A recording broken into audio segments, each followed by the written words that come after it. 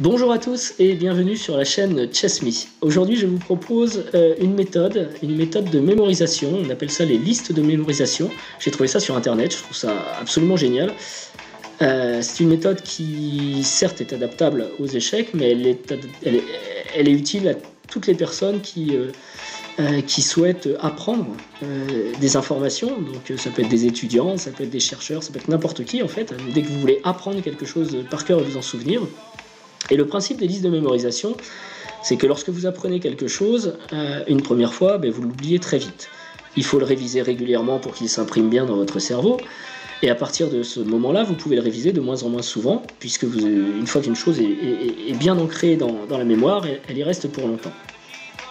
Donc le principe des listes de mémorisation, c'est travailler souvent sur ce qu'on ne connaît pas encore bien, qui est nouveau, et travailler moins souvent sur ce qui est acquis. Mais là où c'est génial, c'est que les listes vous permettent en fait de tester vous-même la façon dont vous avez acquis une connaissance.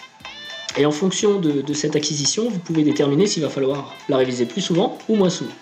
Alors on va voir sur un exemple ça, ce que ça peut donner. Voilà, ici.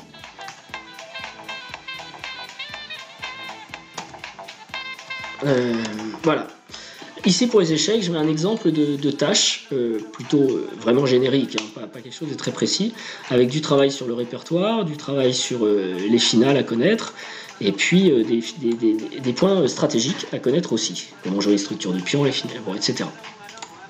Alors l'idée, si ça c'est par exemple une liste de mémorisation, l'idée c'est de dire quand on l'a fait pour la dernière fois, donc par exemple on va dire le 1er janvier, et à quelle fréquence on veut le réviser. Par exemple, on peut dire le répertoire blanc, je veux le réviser tous les 2 jours. Donc du coup, le prochain, ce sera un petit peu automatique, ce sera la dernière date de révision, plus le nombre de jours qui représente la fréquence. Voilà. Et on peut imaginer que, par exemple, on va considérer qu'on a le 1er janvier, on a beaucoup travaillé, on a tout fait. On s'est rendu compte que le répertoire blanc, on ne le connaissait pas très bien, il faut le réviser tous les 2 jours. Le répertoire noir, un peu mieux, peut-être tous les 3 jours. Les finales de tour, une fois par semaine, ça devrait suffire. Les finales de pion, une fois toutes les 2 semaines par exemple. Les pièces mineures, toutes les semaines. Les finales de dames, c'est très compliqué, tous les 5 jours. Les structures de pion pour la stratégie, une fois toutes les 3 semaines. Je mets des fréquences un petit peu aléatoires hein, pour vous montrer le principe. Tous les 30 jours. Et les pièces lourdes, tous les 2 mois, ça suffira à réviser. Quant à l'avantage d'espace, c'est un peu pointu, je veux faire ça toutes les 3 semaines. Voilà. Alors, ensuite, du coup, forcément, la date du prochain exercice peut être calculée. Alors, parce que là, j'utilise un tableur, mais on peut le faire aussi soi-même avec une feuille de papier, un petit calendrier, hein, peu importe.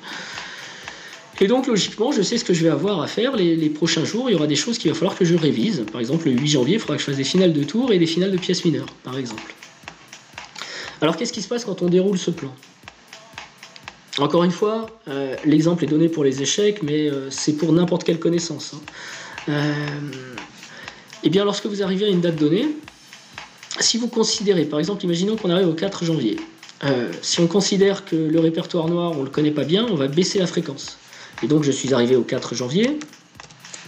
Normalement, je devais réviser le 7.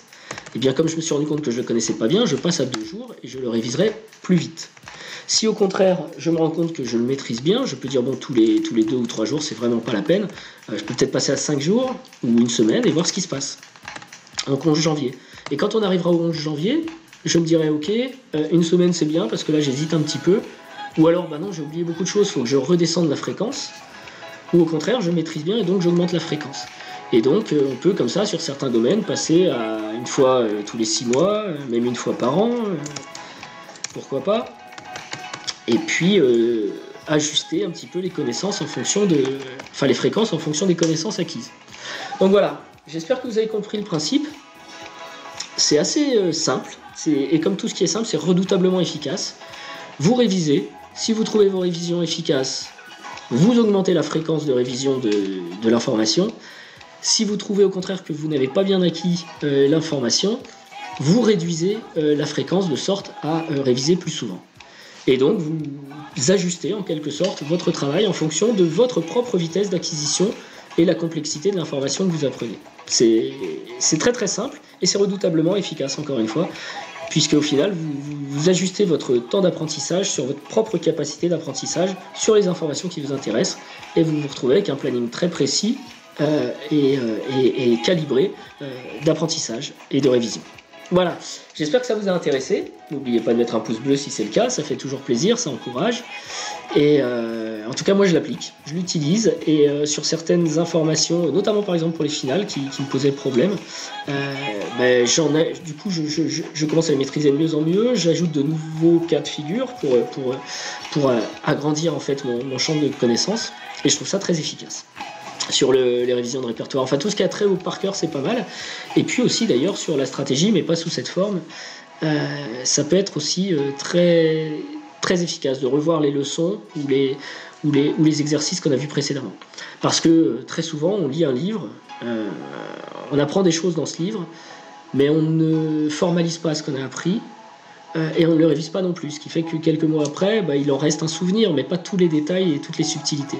Alors qu'en appliquant des listes de mémorisation sur l'apprentissage, même les livres qu'on a vus, réviser tel chapitre, etc., eh bien on s'assure de vraiment maîtriser son sujet et d'être capable de retrouver ensuite une position qui ressemble exactement à ce qu'on a vu dans le livre et reproduire en fait.